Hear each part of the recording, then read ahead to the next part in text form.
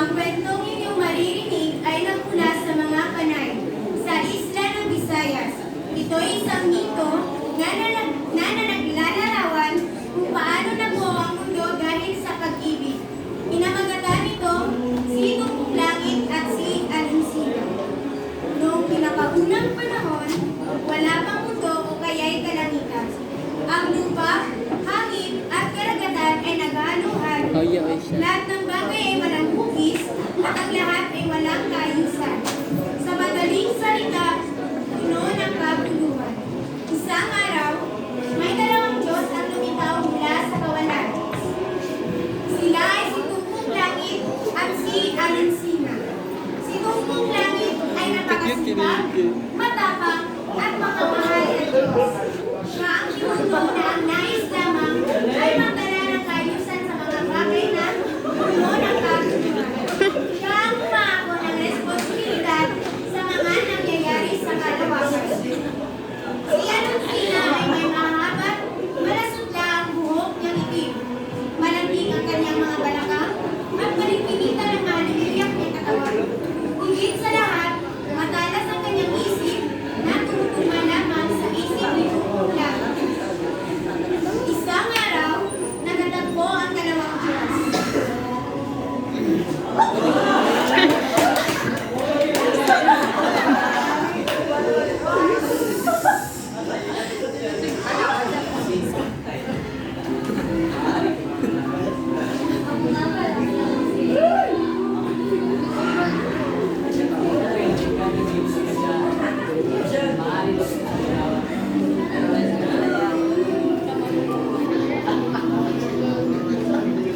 Ang pag-iibigan ng dalawang Diyos ay tumagal hanggang ito'y humantong sa kasalan.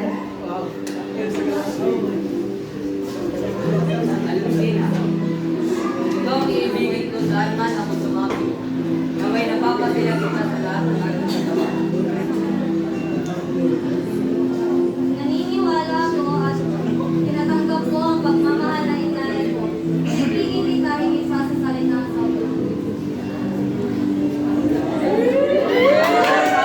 Pagkatapos ng kasalan, ay agad na nagsama ang dalawang Diyos sa isang tahanan. Lumipas ang mga araw na naging kabala si Tungkong Langit. Alinsina, aking minamahal. Ako'y magpapaalam ko na dyan ay kailangan ng umuwi ka ng maaga, aking minamahal. Ipagluluto kita ng pagkain at sabay tayong kumain.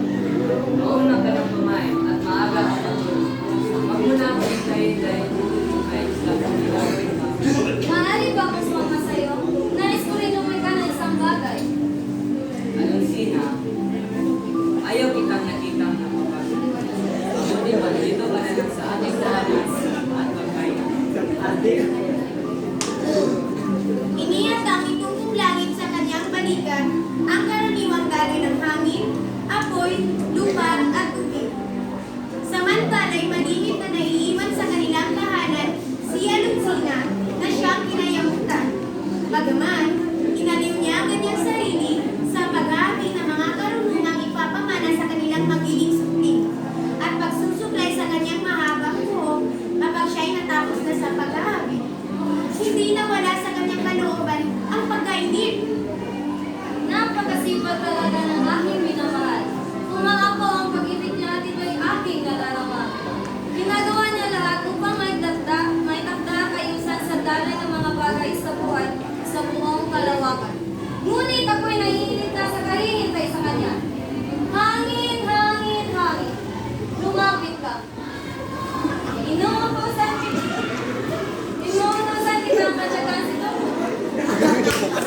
Ikaw mo langit at sabihin sa akin ang kanyang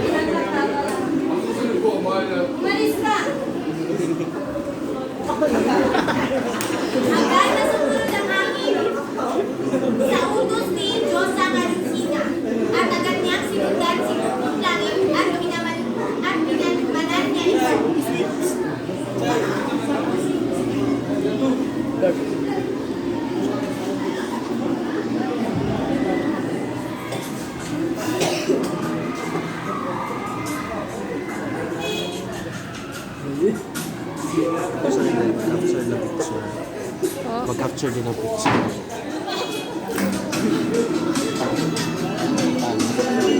Sir, video na. Bakit mo ko sinusundan? Sino nagutos sa'yo? Sino po?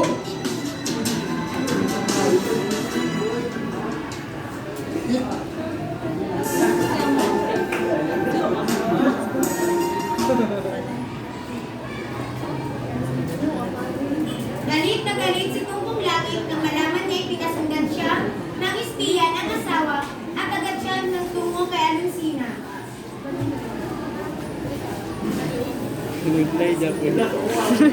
Bakit mo ko pinaglalatikan?